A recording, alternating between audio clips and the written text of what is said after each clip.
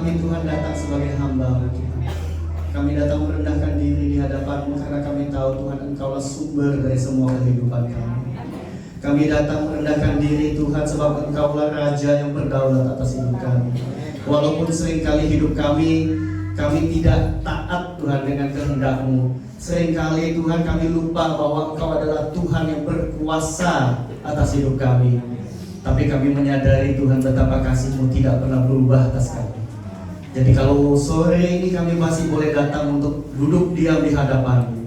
Kalau sore ini kami masih boleh duduk untuk mendengarkan firman-Mu, kami percaya Tuhan ini adalah satu anugerah yang Kau berikan kepada kami, supaya hati kami, roh kami diperkuat, diperbaharui dan disegarkan, supaya kami siap menghadapi hari-hari kami. Tuhan berbicaralah, ini kami anak-anak-Mu, kami lapar dan haus Tuhan. Kami perlu Kau, kami butuh firman-Mu, kami butuh kekuatan daripada-Mu. Di dalam nama Yesus kami siap menyambut Engkau. Haleluya. Amin. Halo. Nah, jangan bodoh. Ini firman sudah saya siapkan kira-kira 3 bulan, 4 bulan yang lalu, tapi nggak kesampaian. Jangan bodoh. Kenapa orang dibilang bodoh? Karena nggak pintar. Kenapa dia nggak pintar? Karena kurang pengetahuan. Nah, masalahnya ada orang yang memang pintar, banyak pengetahuan, ada orang yang kurang pengetahuan. Nah, yang paling banyak adalah orang yang sok tahu. Kenapa bisa bilang banyak yang sok tahu? Kayak gini, karena di survei banyakkan orang yang ribut soal agama, yang berantem debat soal agama adalah orang-orang yang sebenarnya sehari-harinya nggak pernah mempraktekkan apa yang dia debatkan. Ya, jadi yang suka ribut-ribut itu, yang suka debat-debat, kebanyakan mereka yang nggak pernah melakukan firman. Dan ternyata orang yang ribut karena perbedaan agama itu lebih banyak daripada yang ribut karena perbedaan politik. Ya, jadi banyak sekali sekarang yang sok tahu. Saya nggak tahu tuh kalau di media sosial ya, makin hari sekarang ini tiba-tiba muncul banyak sekali ahli-ahli. Ya. Yang satu ngakunya ahli Alkitab, yang satu ngakunya ahli kitab yang lain. Lalu ini bilang yang ini salah, yang itu bilang ini salah. Terus yang bilang dia ngajarnya salah, ini ngajarnya salah. Pokoknya udah jadi debat sana sini. Yang benar yang mana, kita yang baca aja bingung. Ya, dia siapa aja kita nggak tahu. Tiba-tiba muncul aja udah jauh lebih pintar dari profesor gitu ya. Nah, ini masalah soal pengetahuan ini, dan yang paling banyak adalah masalah sok tahu ini. Ini yang seringkali malahan jadi berantem di dalam pertemanan, di dalam grup chatting, bahkan di dalam rumah aja bisa berantem. Ya. Nah, itu dimulainya kenapa? Karena dulu Tuhan kan menciptakan Taman Eden, taruh Adam dan Hawa di sana.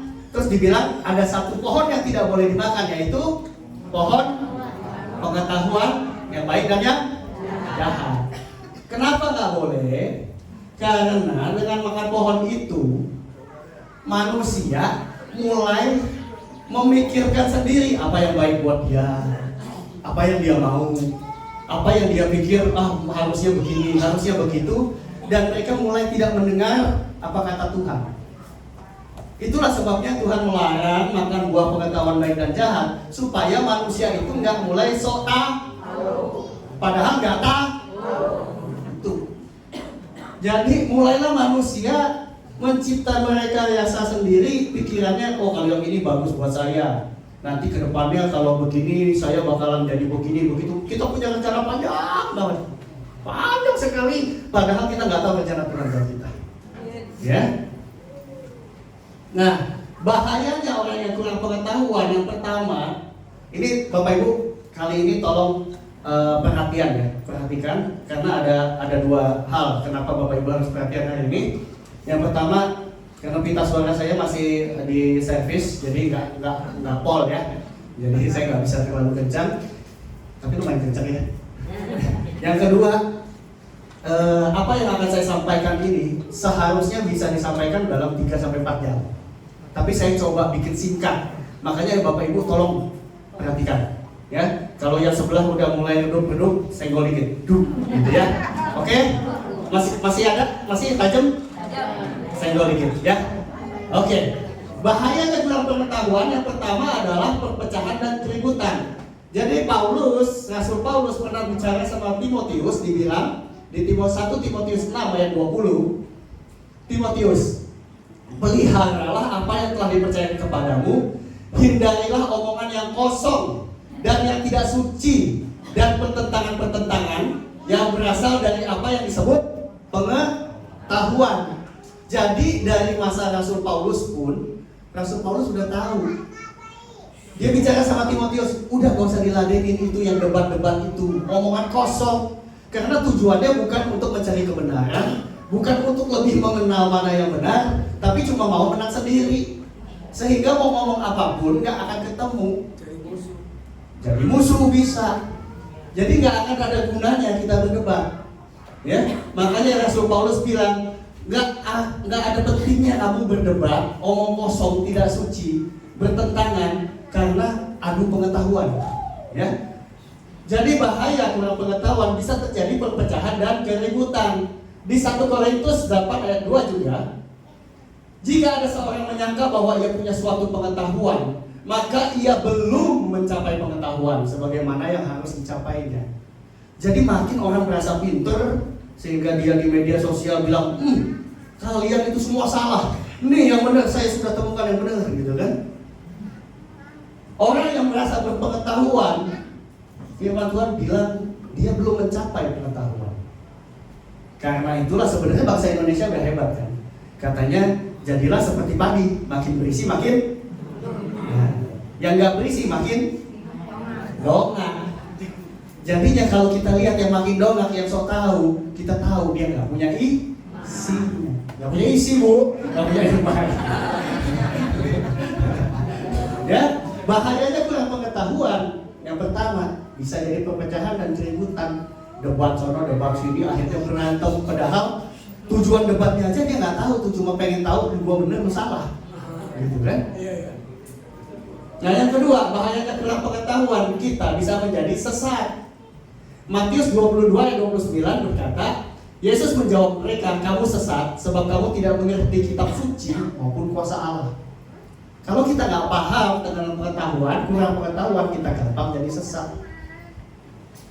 2 Petrus 2 ayat 1, Petrus tolong dibaca. 2 Petrus 2 ayat 1, sebagaimana nabi palsu dahulu tampil di tengah-tengah umat Allah, demikian pula di antara kamu akan ada guru-guru palsu. Mereka akan memasukkan pengajaran sesat, membinasakan. Mereka akan menyangkal penguasa yang telah menebus mereka, dan dengan jalan demikian mendatangkan kebinasaan atas diri mereka. Kalau kita kurang pengetahuan, kita gampang disesatkan dengan pengajaran-pengajaran yang palsu. Banyak sekali sekarang saya lihat di media sosial itu makin banyak. Dari berbagai sudut orang mulai menyerang pengajaran-pengajaran tentang Tuhan kita. Ya. 1 Korintus 15 ayat 33, janganlah kamu sesat. Pergaulan yang buruk merusakkan kebiasaan yang baik. Dan Yakobus 1 ayat 14, tetapi tiap-tiap orang dicobai oleh keinginannya sendiri karena ia diseret dan dipikat olehnya. Jadi kadang-kadang kita cari pengetahuan cuma untuk memuaskan keinginan kita sendiri. Contohnya, kadang-kadang ada anak dilarang untuk ikut satu kegiatan sama orang tuanya, berdebat. Lalu dia akan cari ayat supaya apa? Supaya bisa debat bapaknya. Supaya apa? Membenarkan pendapat dia. Ya, comotologi, comot-comot ayat supaya cocok sama maunya kita, gitu ya. Ini banyak sekali terjadi. Jadi bahaya dalam pengetahuan bisa bikin kita berantem, lalu bisa bikin kita jadi sesat.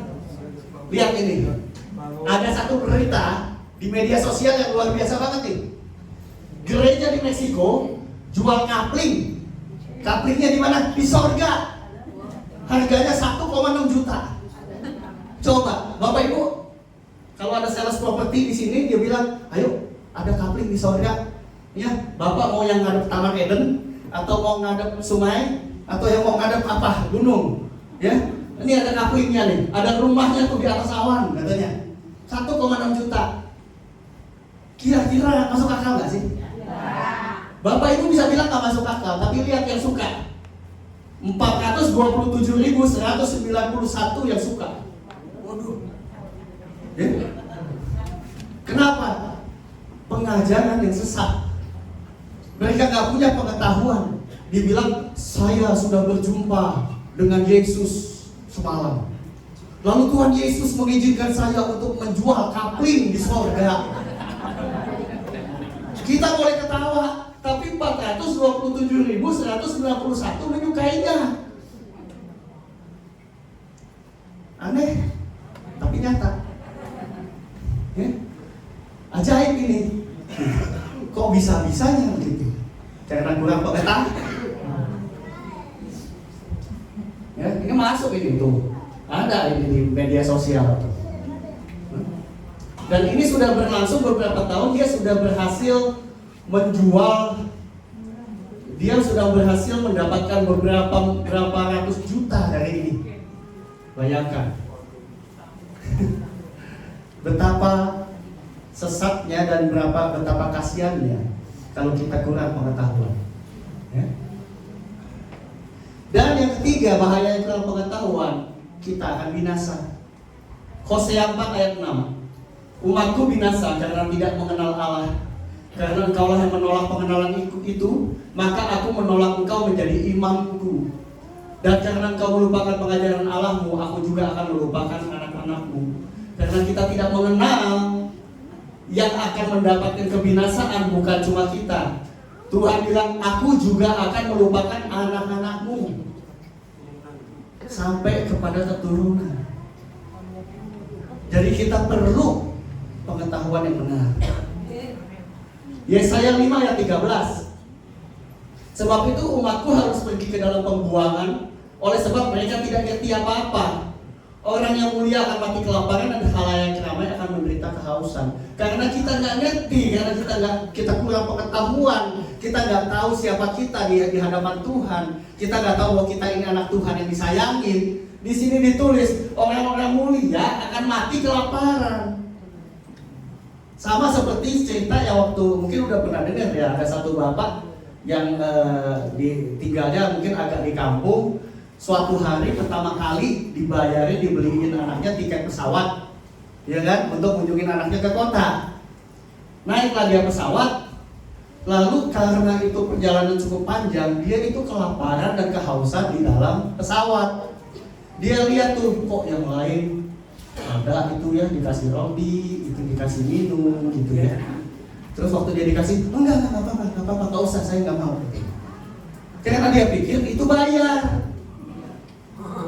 Jadi waktu dia sampai ketemu anaknya tanya, gimana Pak terbangnya? Aduh, kedinginan, kelaparan, katanya haus. Loh, emang nggak dikasih minum? Kan di pesawat dikasih minum, dikasih roti gitu ya. Ada dikasih, tapi bapak kan nggak bawa duit, bapak nggak mau gitu. Kenapa?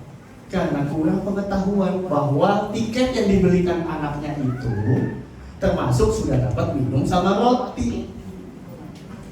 Itu membuat bapaknya kelaparan. Jadi kita mesti tahu, kita mesti punya pengetahuan, kita mesti pingin mempelajari hal-hal yang baru. Jangan cuma puas dengan tahu apa yang sudah dulu kita tahu. Ya. Jadi apa yang harus kita ketahui? Yang harus kita belajar pengetahuan itu apa? Gitu ya. Karena kalau pengetahuan yang salah juga gak ada gunanya buat hidup kita. Ya. Pendidikan tidak serta-merta membuat orang punya hikmat, cuma menghasilkan pengetahuan. Tetapi sumber hikmat adalah takut akan Tuhan, dan hikmat Tuhan akan menuntun seseorang untuk dapat mengaplikasikan pengetahuan itu untuk kesejahteraan umat Tuhan. Jadi kita memang harus belajar. Tapi belajar itu kita bawa di hadapan Tuhan, kita bawa dalam keintiman sama Tuhan supaya pengetahuan yang kita dapat bisa berguna buat kesejahteraan. Ya. Sumber pengetahuan dan kepandaian yaitu hikmat adalah Tuhan. Hikmat itu dimiliki orang yang selalu dekat dengan Tuhan. Makanya kadang-kadang ada orang pinter-pinter yang sekolahnya udah tinggi yang bilang, oh tidak ada Tuhan, saya gak perlu Tuhan. Itu namanya orang bodoh. Karena sumber pengetahuan itu cuma dari Tuhan. Ya.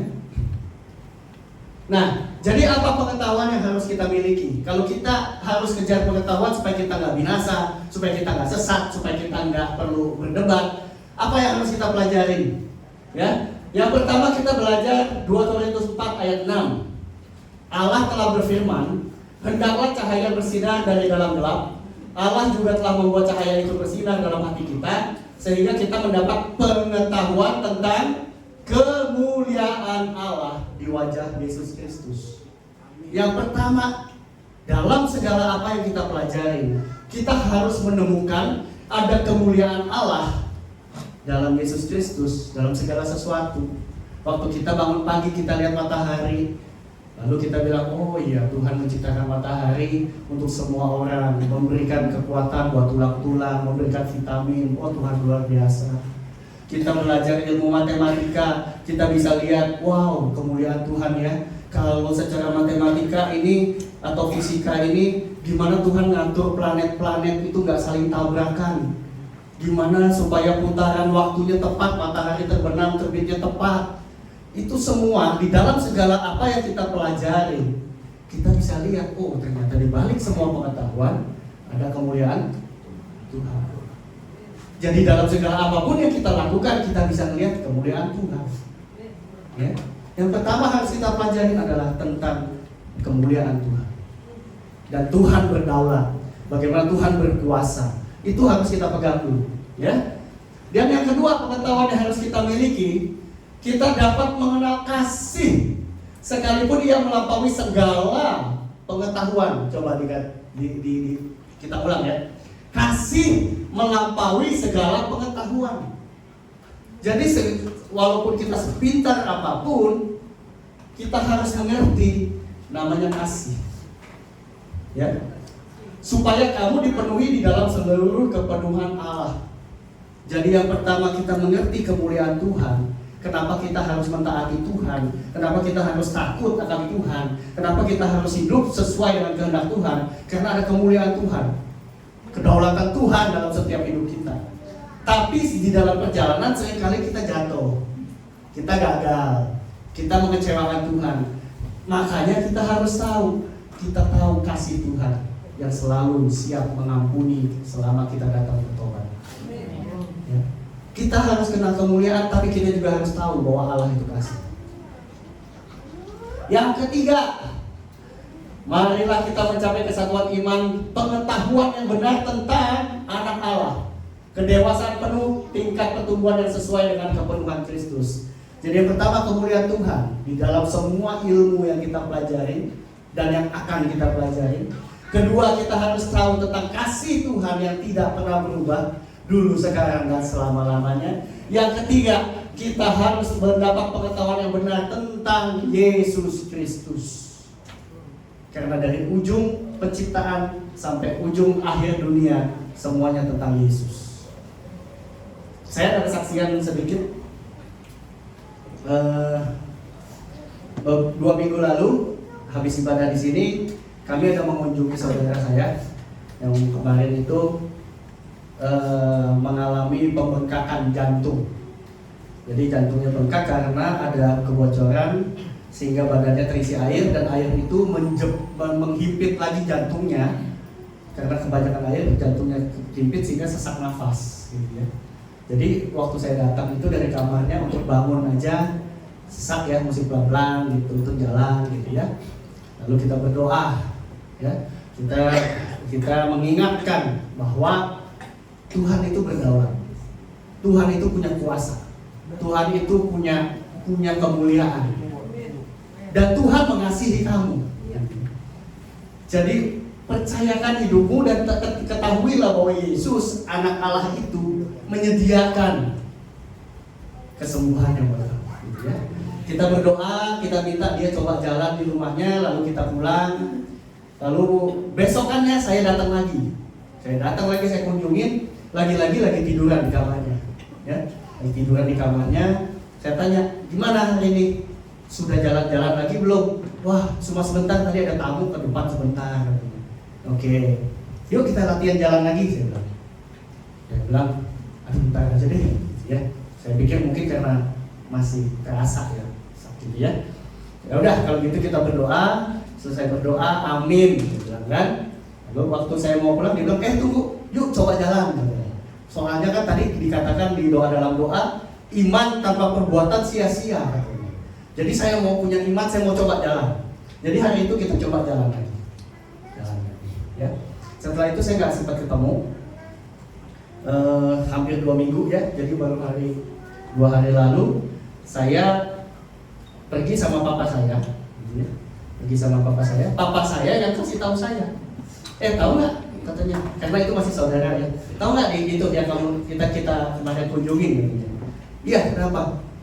Hari Sabtu kemarin kan udah pergi mancing lagi ke laut gitu. Wah, luar biasa, saya bilang. Bener katanya. Udah kita telepon deh, masa sih, saya bilang. Saya kan nggak dengar beritanya, kita telepon. Yang angkat istrinya. Jadi saudara saya ini dokter ya. Dokter usianya udah 77.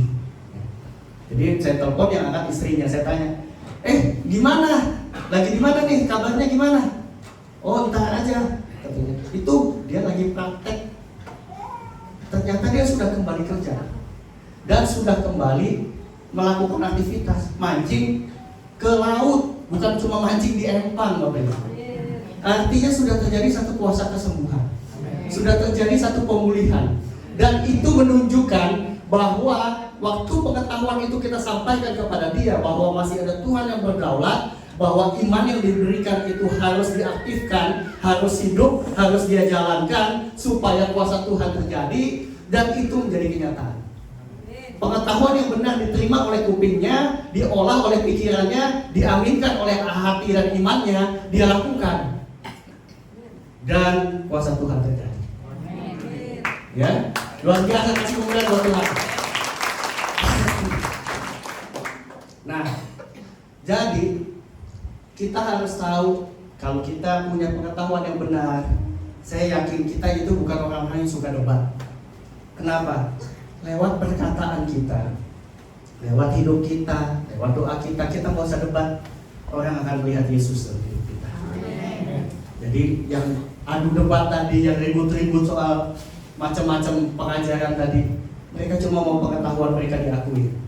Kita nggak perlu pengakuan. Kita nggak perlu orang bilang kita tahu banyak, nggak perlu kita dibilang pintar, nggak perlu. Yang penting dalam hidup kita, Yesus bisa terlihat. Amin. Amin. Nah, saya mau kasih pengajaran satu pengetahuan baru hari ini, Bapak Ibu. Pengetahuan yang penting banget buat kita ketahui. Kenapa? Karena ini seringkali kita hadapi, terutama waktu di dalam keluarga kita ini banyak orang yang belum percaya, terutama yang keturunan dari Chinese gitu ya. Kenapa? Karena kan kebanyakan kepercayaan dari China itu ada Taoisme, Buddha, lalu ada Konghucu gitu ya. Nah, masalahnya gini, bangsa Cina adalah bangsa yang salah satu bangsa yang sangat memiliki sejarah ya. Mereka adalah bangsa yang salah satu bangsa yang pertama kali punya aksara, tulisan. Sehingga mereka punya sejarah yang panjang yang bisa dipelajari, dan baru-baru ini baru dipelajari lebih lagi. Jadi sejarah dari bangsa Cina ini kalau kita hitung itu sudah sekitar 4.500 tahun. Ya. Kalau sekarang tahun berapa? 2000-an ya. Berarti tahun 2000-an ada sejarah yang sebelum Masehi, sebelum Yesus lahir, ada 2.500 tahun yang juga tercatat oleh bangsa Cina. Ya. Nah, waktu kita ketemu sama orang-orang tua, kadang-kadang orang tua kita dikatakan kita itu harus ikut leluhur. Kepercayaan kita itu dari dulu adalah Buddhism, Tao, ataupun Konghucu. Itu sudah turun-temurun. Nggak boleh kamu rubah. Kenapa? Karena itulah leluhur kita punya kepercayaan. Kalau Tuhan Yesus itu kepercayaan orang Barat, bukan orang Asia katanya. Di Barat, gitu. Ada yang pernah ngalamin? Waktu kita ngobrol, bicara sama keluarga, terutama yang lebih tua gitu ya, jawaban seperti itu yang kita terima. Betul nggak? Oke. Pengetahuan yang benar adalah fondasi pertumbuhan dan tiket masuk surga. Kita lewatin aja. Nah, jadi Bapak Ibu, di ibu kota China, saat ini ada di Beijing, ada satu temple, ada satu bangunan kuil yang namanya Temple of Heaven. Kuil langit atau kuil surga namanya. Nah, biasanya kalau namanya kuil, ya Bapak Ibu, atau wihara atau kelenteng, biasanya dipersembahkan kepada salah satu dewa. Betul ya? Ada yang kelenteng untuk dewa ini, ada yang tempelnya untuk dewa itu. Selalu ada sosok dewa yang ditampilkan di sana. Ada patungnya biasanya ya.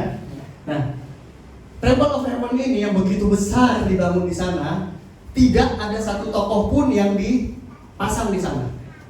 Kenapa? Karena ini adalah pernyataan mereka gitu ya, tentang adanya Tian, tentang adanya Tuhan yang tidak tergambar dalam bentuk dewa. Ya. Jadi kalau kita ngomong kapan sih Taoisme, Buddha dan Konghucu itu timbul, itu sekitar 600 tahun, 500 tahun sebelum Masehi. Ya. Nah, kalau kita bilang tadi sejarahnya sudah dimulai 2500 tahun sebelum Masehi, dari 600 tahun sebelum Taoisme muncul, kepercayaan apa ini yang bangsa Cina punya ini? Ya, masih ada 1000 tahun lebih di situ. Apa yang mereka percaya? Nah, inilah kuil yang mereka persembahkan untuk Tuhan, dan tidak ada sosok dewa di sana. Heaven, jadi Temple of Heaven, ya, Temple of Heaven dia dikatakan, Heaven atau surga. Jadi bangsa Cina ini memiliki tulisan pertama di dalam sejarah bangsa-bangsa. Ada bangsa Mesir. Kalau bangsa Mesir biasanya gambar-gambar ya. Kalau Bapak Ibu nonton film tuh ada gambar kambing, ada gambar tongkat, ada gambar apa sebagai tulisan mereka, betul ya? Nah, kalau bangsa China ini namanya aksara. Aksara itu adalah simbol yang menggambarkan sesuatu itu sebagai yang punya makna, dan simbol-simbol ini bisa digabung-gabungkan jadi satu arti yang baru, gitu ya. Nah, Temple of Heaven, Heaven-nya ini, surga ini terdiri dari aksara, dua aksara yang dijadikan satu. Artinya ini adalah satu dan ini adalah satu yang besar. Jadi di dalam Temple of Heaven mereka mengakui satu Tuhan yang besar, Tuhan yang tunggal, bukan banyak dewa. Ya. Ini sejarah yang tercatat dan masih ada, gitu ya. Bahwa mereka sebelum masa-masa Taoism, Buddhism dan Konghucu, jauh sebelumnya mereka menyembah Tuhan yang tunggal. Oke? Jadi kalau kita lihat, ini tahun kita 2000-an, ya. Lalu itu 2500 tahun pertama kali bangsa Cina menemukan aksara tulisan. Ya. Lalu tahun 1500 sebelum Masehi, itu 5 buku pertama dari kitab Alkitab itu mulai ditulis. Dan 600 sebelum Masehi mulai lahir Taoisme, Buddhis dan Konghucu. Setelah itu kita masuk ke menjelang Masehi, lalu 33 tahunan ini kemudian kematian Yesus, dan terus sampai kita sekarang. Nah, masa dulu itu sebelum terjadinya ini, mereka mengenal Tuhan yang besar yang namanya Shangti, yang nantinya disebut juga Tian. Jadi kalau kita tanya orang-orang tua sekarang, Tuhan itu siapa? Tian. Ya. Tapi Tian itu siapa? Ya Tian yang di atas sana, tunggal, gitu ya. Jadi Bapak Ibu, menariknya adalah Aksara-aksara ini adalah simbol-simbol yang menjadikan satu arti, dan simbol itu bisa digabung-gabungkan menjadi arti yang baru. Itu tulisan dari bangsa Cina dan mulai ditemukan di mana-mana. Di museum mulai dipelajari. Ada tulisan yang ditemukan di tulang, diukir di tulang. Ada yang seperti kulit ditulisnya dan macam-macam lainnya disatukan. Jadi hari ini saya cuma akan singkat saja. Tulisan bangsa Cina ini ada yang aslinya, lalu ada turunan-turunannya atau perubahan-perubahan nantinya. Yang kita ambil adalah tulisan yang saat itu tercantum di dalam literaturnya ya. Contoh, tulisan ini artinya taman. Taman. Bagaimana mereka menggambarkan taman? Jadi ada yang atas ini, itu artinya debu. Ya. Lalu ada kotak di bawahnya, itu artinya nafas. Lalu ada angka 2 dan ada tempat, ya, ada wadah. Ya. Jadi artinya kata-kata taman itu terbentuk dari ada debu yang dikasih nafas menjadi 2 orang di dalam satu wadah. Siapa itu? Dari debu diberi nafas menjadi 2 orang di dalam satu wadah. Adam dan Hawa. Dari mana bangsa China tahu tentang Adam dan Hawa? Yang terjadi di Timur Tengah, di Israel. Jadi kata-kata taman, aksara taman lahir dari satu pengetahuan tentang ada satu tempat yang diisi oleh 2 orang. 2 orang ini terbentuk dari debu yang diberi nafas. Luar biasa, ya. Lalu kata penciptaan, menciptakan. Ya, kata menciptakan itu kalau dipecah aksaranya, yang pertama itu berbicara, lalu kembali adalah debu tanah, lalu adalah kehidupan dan berjalan. Ya.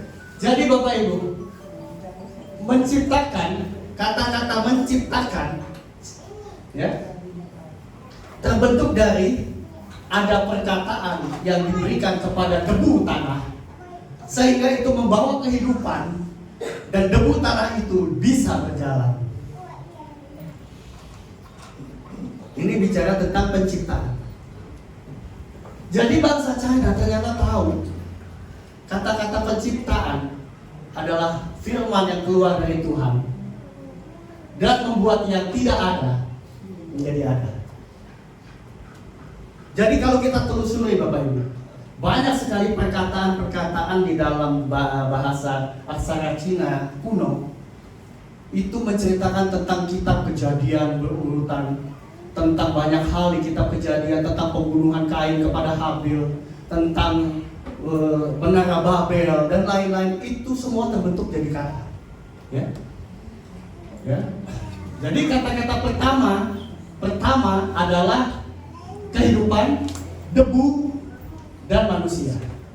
Jadi kata-kata pertama adalah terjadinya manusia pertama-tama hidup dari debu.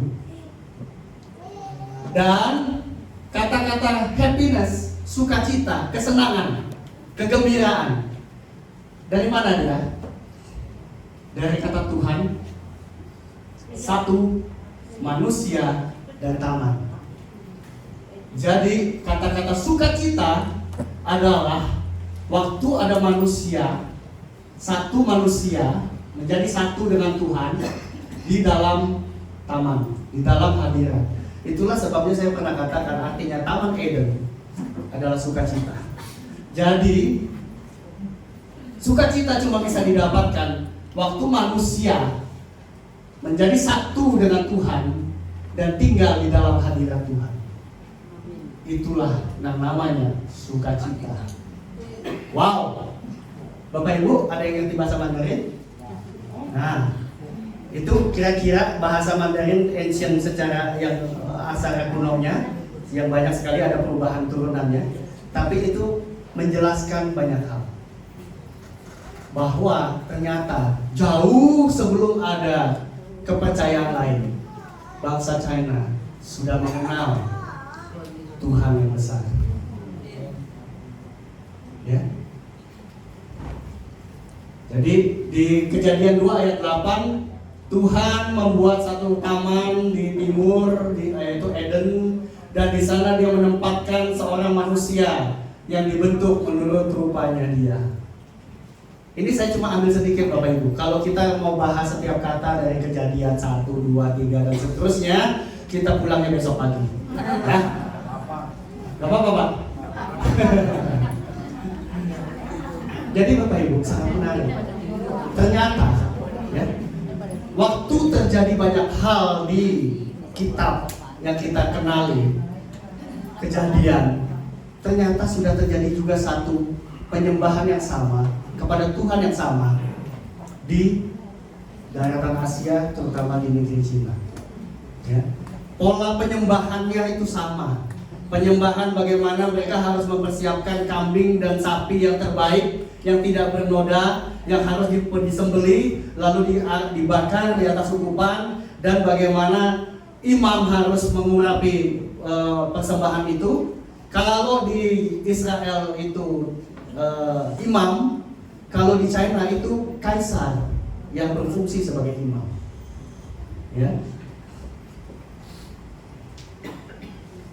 Lalu kalau kata terlarang atau yang dikasih warning, dikasih peringatan bahwa ini terlarang gitu ya, sesuatu yang terlarang itu terdiri dari dua kata, dua buah pohon dan Tuhan.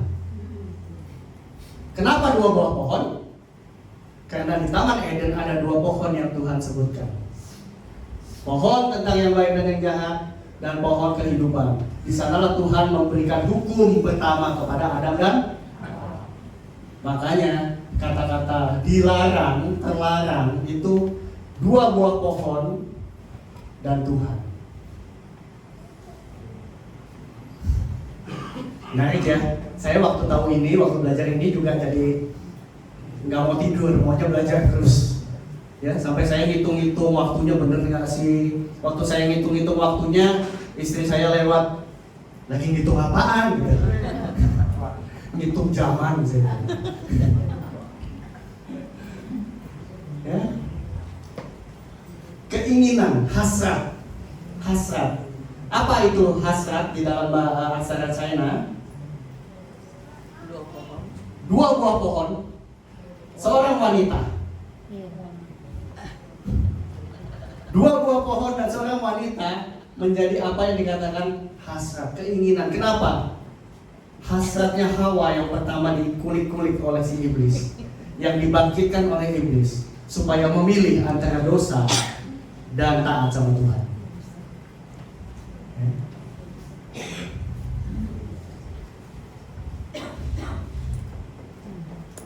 Ini iblis, setan. Ya. Setan itu diambil dari 4 aksara: rahasia, hidup, manusia, dan taman. Jadi ada manusia yang hidup di taman, yang diam-diam secara rahasia didekati oleh si iblis. Ya. Tempter, penggoda. Penggoda itu dari tadi kata iblis. Lalu bersembunyi, cover, tersembunyi, dan pohon. Jadi penggoda itu adalah si iblis yang bersembunyi di pohon. Menarik Bapak Ibu.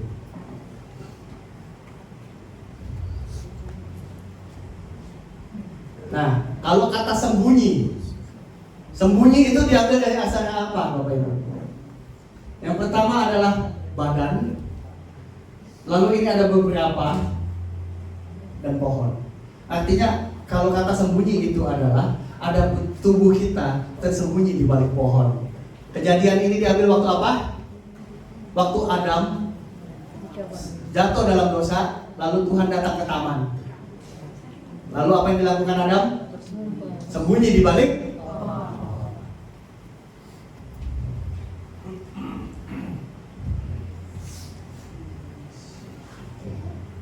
Lalu apa itu penderitaan? Penderitaan adalah pohon di bawah dan manusia. Manusia jatuh karena kejadian yang terjadi di pohon tersebut. Ada di bawah hukum, di bawah.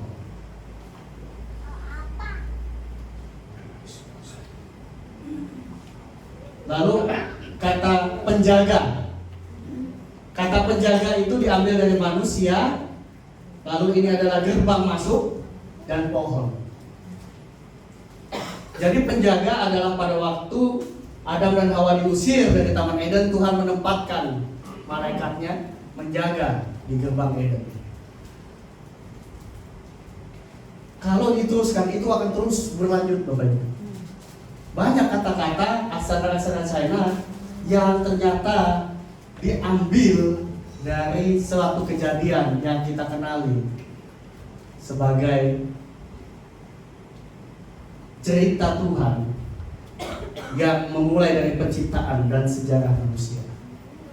Masalahnya ini terjadi jauh sebelum ada kepercayaan lain. Nah, kapal besar. Apa itu kapal besar dalam aksara China? Wadah atau kendaraan 8 orang. Jadi perahu yang besar adalah tempat satu wadah di mana di dalamnya ada 8 orang. Siapa 8 orang? Nabi Nuh, istrinya, ketiga anaknya, dan ketiga mantunya. Jadi disitulah kata-kata kapal besar timbul. Ya. Lalu banjir, kata-kata banjir, air total atau together semuanya secara keseluruhan, bumi dan 8. Artinya bumi keseluruhannya tertutup oleh air dan di mana itu dialami oleh 8 orang di dalam perahu.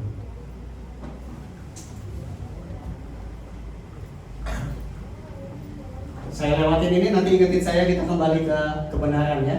Nah, di dalam kata-kata yang di aksara itu ada kata-kata yang cukup menonjol, yaitu kata-kata domba, Lamb of God ya.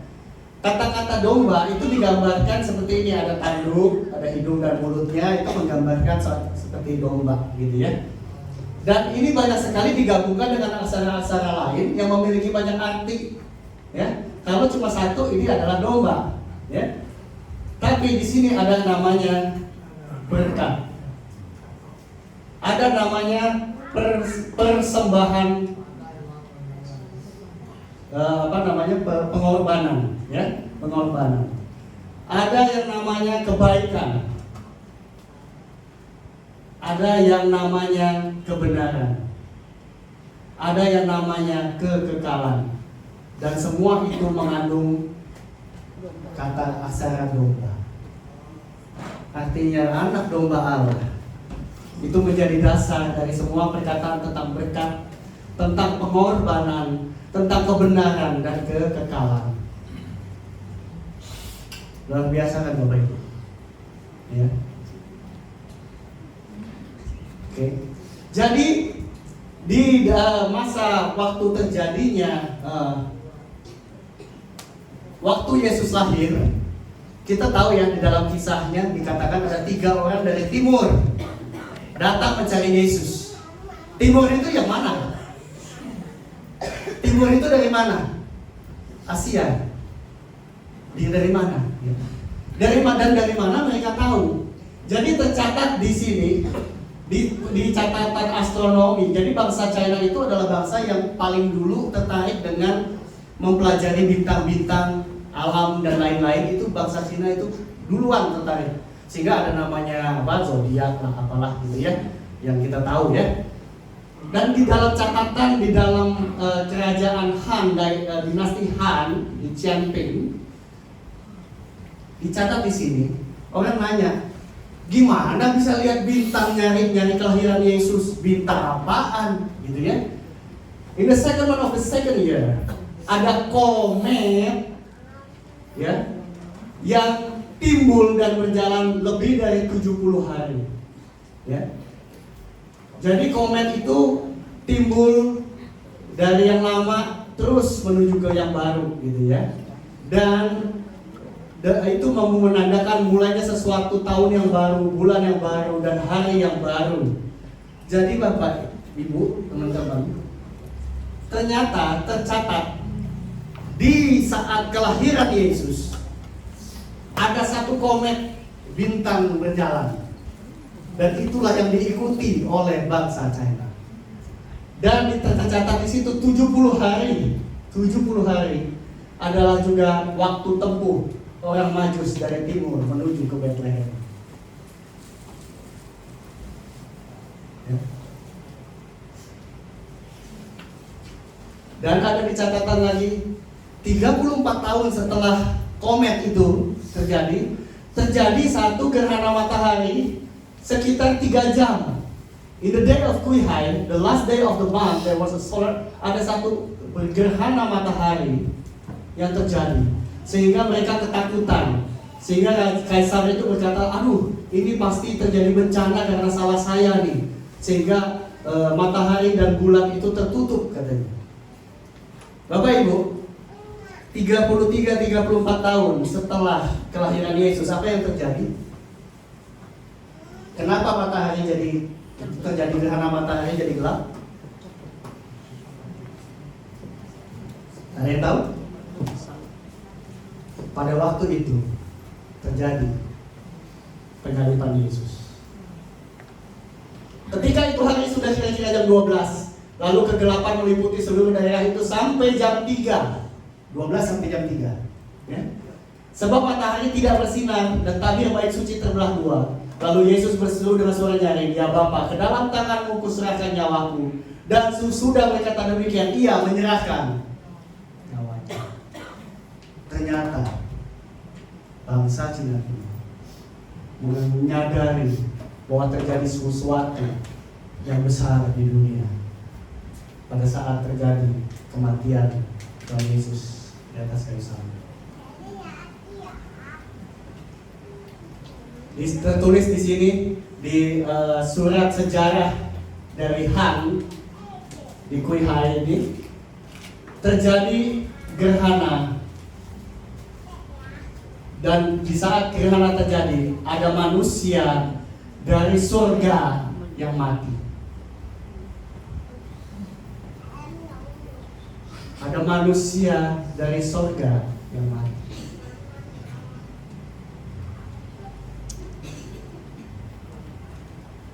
Dan 3 hari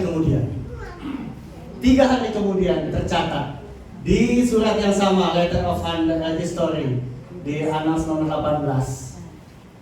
Pada masa kebangkitan Kaisar Kuangwu, di mana hari itu terjadi bulan keempat, bla bla bla, terjadi suatu pelangi, halo, mengelilingi matahari. Jadi saat itu terjadi halo, yaitu seperti sinar yang timbul mengelilingi matahari, menimbulkan satu pelangi di langit. Apa yang terjadi 3 hari setelah kematian Yesus? Yesus kita bangkit. Dan situ tercatat terjadi satu pelangi di langit yang dilihat oleh bangsa Cina.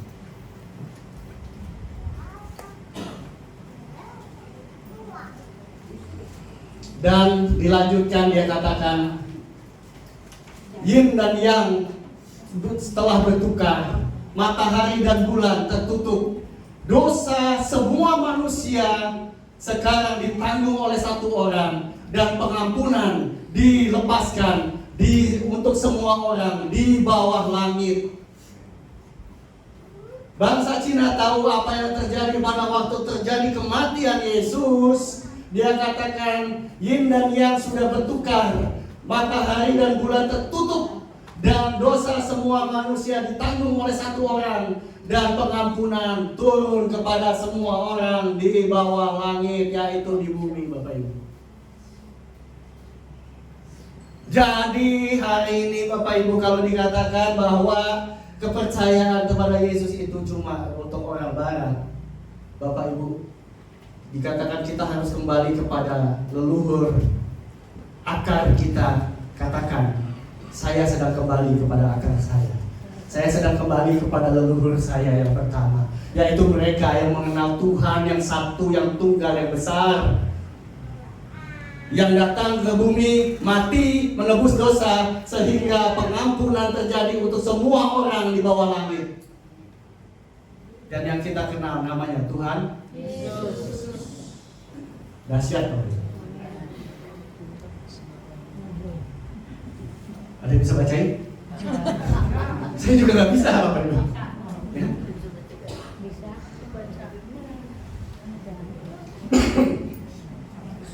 Jadi ada satu konklusinya adalah gerbang surga tertutup karena dosa manusia yang pertama. Tetapi jalan keselamatan akan datang melalui anaknya. Saya menerima anak yang kudus dari Allah melalui dia. Saya menerima hidup yang kekal. Ini adalah satu proklaim, adalah satu seperti puisi yang ditulis oleh salah satu kaisar di zaman itu. Dan ini tercatat.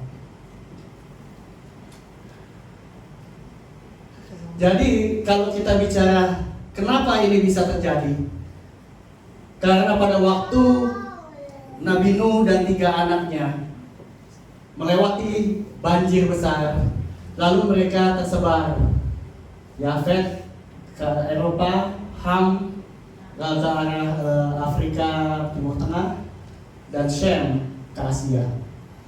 Jadi ini semua adalah keturunan Nuh, keturunan murni yang telah dipisahkan oleh Tuhan. Dan semuanya membawa.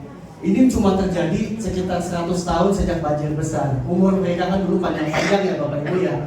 Jadi paling cuma 1-2 generasi, 3 generasi. Mereka bisa saling mengajarkan dan menceritakan. Itulah sebabnya cara-cara mereka menyembah, pengorbanan yang mereka lakukan itu sama, dengan sedikit perbedaan variasi caranya saja. Ya. Dan bahkan tertulis di sini, pekerjaannya itu sempurna melalui salib di darah yang sudah ditumpahkannya. Maka gelombang kasih karunia mengalir, datangnya dari barat. Di dalam kitab Come See the Death of Christ ditulis bahwa gelombang kasih karunia itu mengalir, datang dari barat, Bapak Ibu.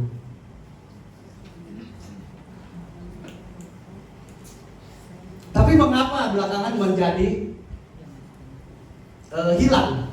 Kalau memang dulu mereka menyembah Tuhan yang sama, kenapa kita nggak pernah tahu? Kenapa kita tahunya sejarahnya sudah berbeda? Karena pada waktu dulu sebetulnya sudah terjadi satu misionaris sudah datang ke China. Bahkan ada salah satu misionaris dari Italia yang diangkat jadi penasehat kaisar. Tetapi terjadi perpecahan dengan Paus pada masa itu dengan kaisar di China. Ya, di sekitar abad 17. Terjadi perpecahan, pertengkaran di mana Paus sepertinya agak tidak menerima budayanya China, sehingga dia bertentangan dan dia seakan-akan membuat itu jadi hal yang terlarang, yang salah, sehingga kaisar pada waktu itu di dalam catatannya di tahun 1715 menutup semua pintu untuk apapun pengajaran dari barat untuk masuk ke China. Sejak itulah tidak ada lagi pengajaran-pengajaran yang diizinkan di China. Sehingga Matteo Ricci yang misionaris itu sangat kecewa dengan keputusan Paus waktu itu yang menutup jalur misi di dalam dunia bangsa China, sehingga dia bilang dia sangat kecewa. Dan Tuhan bilang, saya sering dengar kalau dari barat akan datang iblis yang menyamar sebagai manusia. Ini pasti kamu, saking dia kecewanya gitu, Bapak Ibu. Jadi Bapak Ibu, Kalau kita punya pengetahuan ini, saya berpikir seandainya dulu saya punya pengetahuan ini, saya juga pernah mengalami perdebatan. Saya juga pernah ngalamin waktu saya bilang tentang keselamatan dari Tuhan Yesus kepada keluarga yang lebih senior. Mereka akan bilang, ya udah, tapi itu bukan kepercayaan kita. Leluhur kita bukan itu, kita harus setia sama leluhur. Dan hari ini saya bisa bilang, justru kita membawa kembali kepada apa yang leluhur kita pernah bawa, yaitu Tuhan yang tunggal, yang mengasihi. Bapak Ibu, ditulis di dalam catatan literatur di dalam kitabnya, kesusastraannya, Tuhan yang dulu Shakti yang dia dulu sembah, Tien yang dia sembah adalah Tien yang penuh kasih. Dan Bapak Ibu, kalau kita pelajari banyak kepercayaan, kebanyakan kepercayaan itu mempercayai Tuhan itu sebagai sosok yang berkuasa, yang pegang hukum, dan yang harus kita taati supaya kita tidak jatuh dalam hukuman. Tapi cuma kepercayaan yang mempercayai bahwa Tuhan sebagai Bapa yang baik, yang mengasihi kita, yang menyayangi kita, cuma kepercayaan kepada Tuhan yang tunggal di dalam nama Yesus Kristus. Dan bangsa China mempercayai bahwa Tuhannya adalah Tuhan yang penuh dengan kasih. Jadi hari ini Bapak Ibu, pengetahuan sejati akan membangun kualitas diri, akan menambah pengenalan akan Tuhan Yesus, akan bertumbuh menuju keserupaan dengan Kristus. Pengetahuan bukan untuk pengakuan, apalagi mengambil keuntungan dari orang lain, bukan buat bela diri dari kesalahan, tidak serta-merta mengubah orang jadi lebih baik. Tapi pengetahuan adalah satu dasar supaya kita memperbaiki diri dengan arah yang benar. Pengetahuan hanya akan jadi teori apabila tidak kita kerjakan dengan tekun dan dalam kesalehan. Pengetahuan tentang apapun juga ujung-ujungnya akan membawa satu titik yang sama, bahwa segala sesuatu adalah dari Tuhan, oleh Tuhan, dan untuk Tuhan, menuntun manusia menuju keserupaan dengan Yesus Kristus dan seluruh karya penebusannya. Hari ini Bapak Ibu, kejar pengetahuan yang benar, yaitu kemuliaan Tuhan, kasih Tuhan, dan semakin serupa dengan Kristus.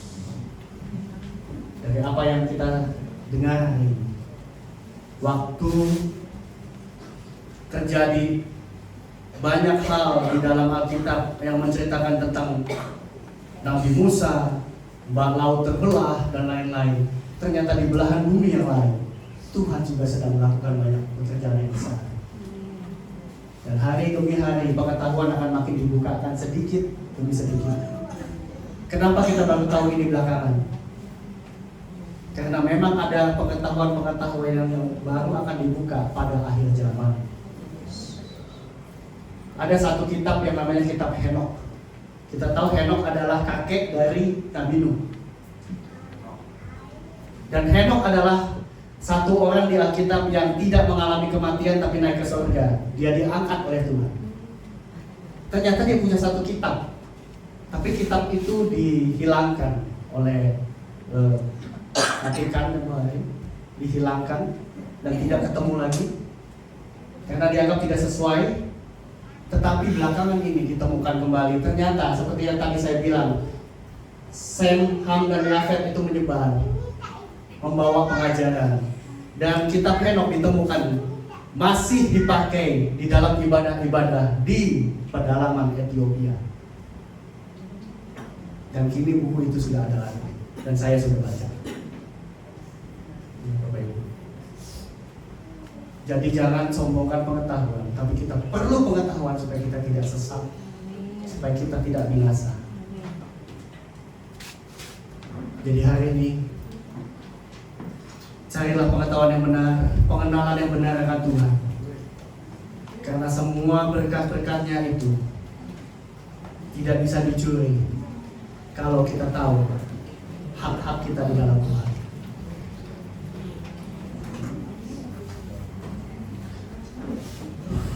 Mari Bapak Ibu kita masuk,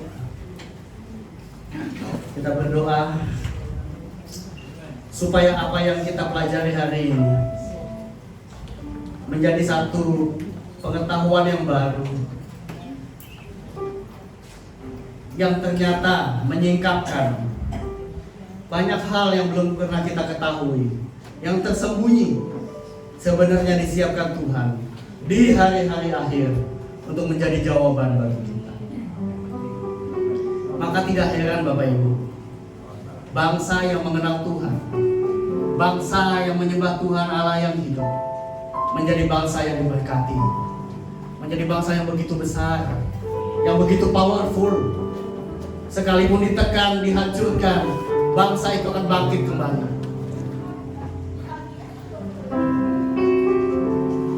Kebenaran yang disikapkan tadi cuma sebagian kecil, bahwa Tuhan bukan hanya Tuhan bagi bangsa Israel, bukan hanya Tuhan bagi Timur Tengah ataupun sekitarnya. Dia juga Tuhan untuk Eropa, untuk Asia, untuk seluruh dunia. Tuhan yang sama, kasih yang sama, pengajaran yang sama yang disediakan untuk semua kita yang mendapatkan kasih karunia untuk mengenal Yesus Kristus sebagai Tuhan.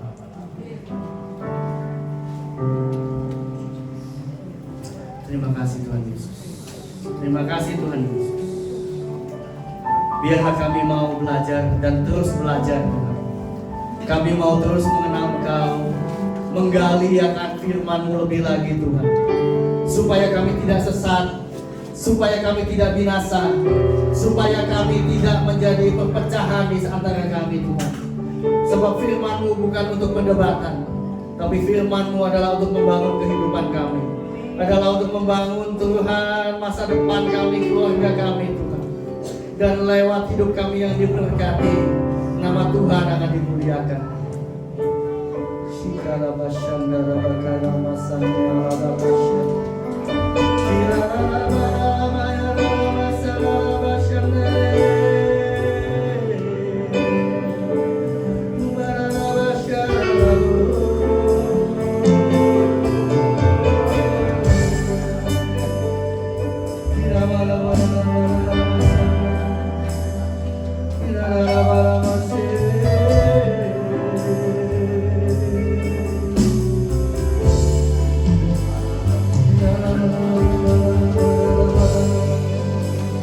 Izinkan kami mengenal Kau lebih lagi Tuhan.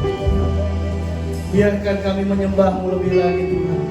Sebab hari ini kami melihat bahwa di dalam setiap pengajaran dan kejadian di alam semesta ini, cuma Engkau dan hanya Engkau saja Tuhan sumber dari segala.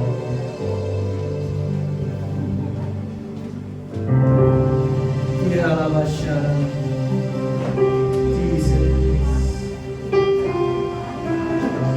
Engkau tahu di hatiku ada sejuta rindu untuk selalu bersamamu Yesusku. Bukan menyenangkan hatimu lewatnya hatiku, biarkanlah ku menyembah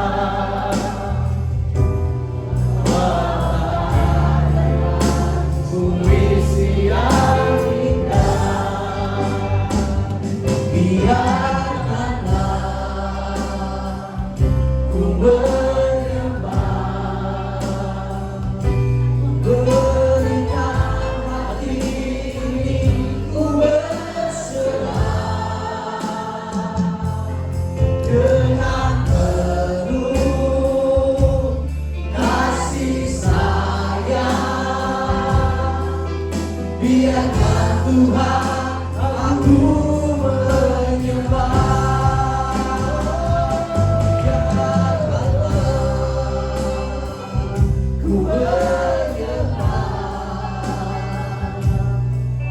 walaupun dengan ku isi yang indah.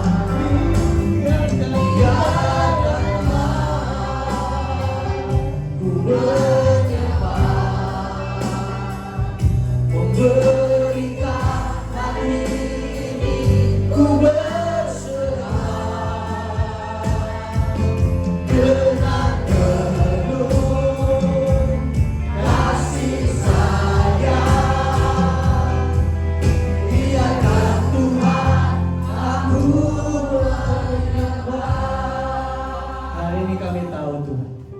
apapun yang kami lihat kondisinya di hari-hari ini. Tetapi semuanya tidak bisa lari dari sejarah bahwa dalam segala sesuatu, di dalam segala bangsa, di muka bumi ini, ada Tuhan yang telah menorehkan sejarah dalam kehidupan setiap kami. Ada Tuhan yang oleh seluruh leluhur, oleh semua orang yang pernah hidup ratusan bahkan ribuan tahun sebelum kami, Tuhan, Engkau sudah hadir. Engkau adalah Allah yang hidup. Engkau adalah Allah yang berkuasa. Engkau adalah Tuhan yang mengerti alam semesta ini, Tuhan. Segala ilmu yang kami pelajari, segala kepandaian yang kami miliki, manusia miliki, penemuan-penemuan baru apapun di muka bumi ini, semua datangnya karena hikmat yang Kau berikan, Tuhan. Semua sumbernya adalah hikmat yang Kau berikan. Manusia tidak bisa menciptakan sesuatu yang baru tanpa ada bahan baku alam yang Tuhan sudah sediakan.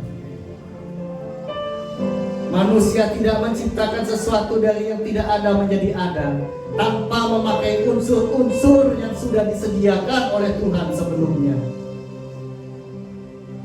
Karena itu ampuni kalau kami menjadi sombong dengan pengetahuan kami, Tuhan. Kalau kami sombong karena kami merasa menguasai sesuatu bidang, sesuatu pengetahuan. Hari ini Tuhan, izinkan kami merendahkan diri dan membuka hati dan hidup kami untuk menerima pengajaran-pengajaran baru daripada Engkau, yang membuat hidup kami semakin kuat, yang membuat hidup kami semakin dipersenjatai menjadi pemenang-pemenang dalam perjalanan hidup kami. Dan kalau orang berkata kepercayaan kami kepada Tuhan Yesus adalah satu langkah yang menodai sejarah, yang tidak sesuai dengan sejarah, yang tidak sesuai dengan apa yang dipesankan oleh pendahulu-pendahulu kami, nenek moyang kami, maka hari ini kami bisa dengan sukacita menjawab bahwa kami sudah menemukan Tuhan yang sejak awal mula dikenal oleh nenek moyang kami, oleh orang-orang yang hidup ribuan tahun sebelum kami. Tuhan yang sama yang memberkati Abraham, Tuhan yang sama memberkati Daud, Tuhan yang sama memberkati Ishak, Tuhan yang sama memberkati bangsa China, Tuhan yang sama yang memberkati kami di sini, memberkati keluarga kami, pasangan kami, anak kami, cucu kami, pekerjaan kami, kehidupan kami adalah Tuhan yang sama yang memberkati dari awal sampai akhir di dalam nama Tuhan Yesus Kristus. Amin. Karena itu kami hanya menyembah Engkau dan terimalah sembah. Terimalah Tuhan dari hati kami.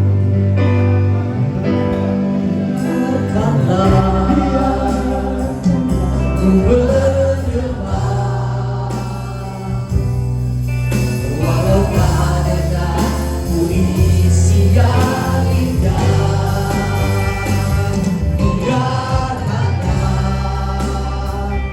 ku menyembah, memberikan hati ini ku berserah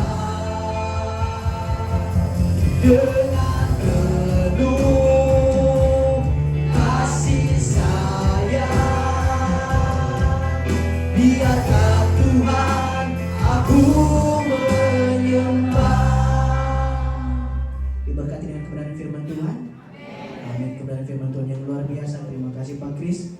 Tuhan berkati Bapak, keluarga, dan pekerjaan. Tuhan berkati semuanya.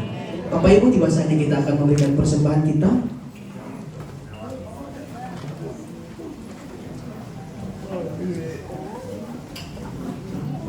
Oke, pada kedua saya silakan. Sebelumnya kita akan berdoa. Mari kita berdoa.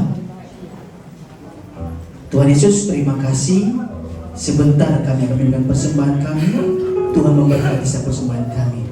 Dalam nama Yesus, haleluya.